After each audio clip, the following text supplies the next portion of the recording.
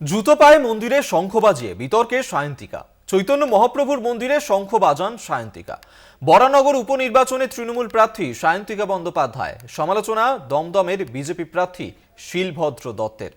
সেই ছবি এই মুহূর্তে দেখাচ্ছি আপনাদেরকে, যেখানে জুতো পায়েই মন্দিরের মধ্যে প্রবেশ করেছেন তিনি। শঙ্খ বাজাচ্ছেন বরানগর উপনির্বাচনে তৃণমূল প্রার্থী সায়ন্তিকা বন্দ্যোপাধ্যায়।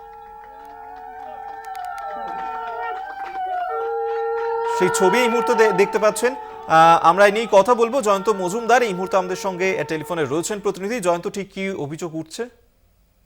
দেখো, সায়ন্তিকা বন্দ্যোপাধ্যায় কিন্তু ডোর টু ডোর ক্যাম্পেনিং করছিলেন। সেই সময় দাঁড়িয়ে শ্রী চৈতন্য মহাপ্রভুর মন্দিরের সামনে দাঁড়িয়ে তিনি কিন্তু জুতো পায়ে শঙ্খ বাজান এবং তারপরে সেটাকে নিয়ে কিন্তু বিতর্ক একেবারে তুঙ্গে ওঠে।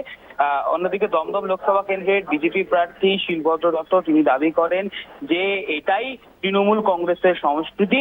আসলে তৃণমূল কংগ্রেস দেখাতে চাইছে তারা হিন্দুত্ব, কিন্তু এই সনাতনী ধর্মের যে ভাবধারা, সেই ভাবধারা সম্পর্কে একেবারে জ্ঞানশূন্য বলা যেতে পারে তৃণমূল কংগ্রেসের। এবং তিনি পাশাপাশি দলের নেত্রী মমতা বন্দ্যোপাধ্যায়কে তিনি দাবি করেন সায়ন্তিকা বন্দ্যোপাধ্যায় যে সেই দলেরই একজন, যে দলের মানুষরা জানে না সনাতনী হিন্দু ধর্মের সম্পর্কে, আর সেখানকারই ছাত্রী সায়ন্তিকা বন্দ্যোপাধ্যায়, এমনটাই কিন্তু কটাক্ষ করেছেন শিলভদ্র দত্ত।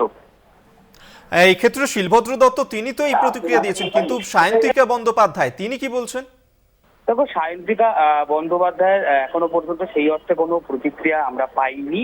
এবং যে ছবিটা ধরা পড়েছে তাতে কিন্তু স্পষ্টত হয়ে গেছে যে তিনি জুতো পায়ে হাতে শঙ্খ বাজিয়ে পুজো দিয়েছেন, এবং এতে কিন্তু এক যে হিন্দুত্ব তার মধ্যে এক যে ভাবমূর্তি সেটা বিনষ্ট হচ্ছে বলে বিজেপি মহল মনে করে।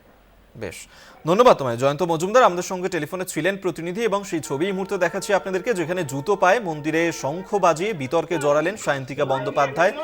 চৈতন্য মহাপ্রভুর মন্দিরেই শঙ্খ বাজান বরানগর উপনির্বাচনে তৃণমূল প্রার্থী সায়ন্তিকা বন্দ্যোপাধ্যায়, যা নিয়েই শুরু হয়েছে বিতর্ক।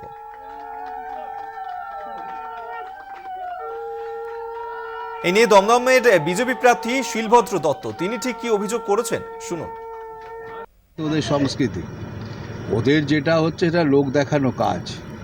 ওরা মানুষের সামনে দেখাতে চাইছে, হিন্দুদের দেখাতে চাইছে যে আমাদের কত হিন্দু প্রীতি, কিন্তু অরিজিনালি ওরা হিন্দু ধর্মের সনাতনী সংস্কৃতির কিচ্ছু জানে না।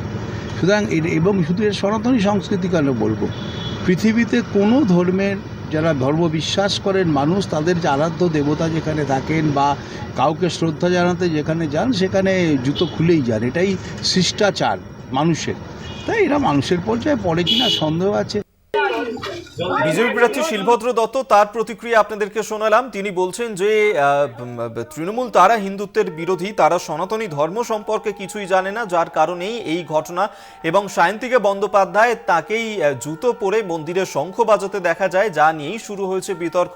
বরানগর উপনির্বাচনের তৃণমূল প্রার্থী সায়ন্তিকা বন্দ্যোপাধ্যায় চৈতন্য মহাপ্রভুর মন্দিরেই শঙ্খ বাজান তিনি। জুতো পায়ে মন্দিরে শঙ্খ বাজাতে দেখা যায় সায়ন্তিকা বন্দ্যোপাধ্যায়কে, তাই নিয়েই শুরু হয়েছে বিতর্ক, যা নিয়ে সুর চড়াতে শুরু করেছে বিজেপিও। এবং বিজেপি প্রার্থী শিলভদ্র দত্ত তিনি অভিযোগ করেছেন যে হিন্দুর বিরোধী তৃণমূল, এবং সেই ছবি আরো একবার ধরা পড়েছে এই ঘটনা।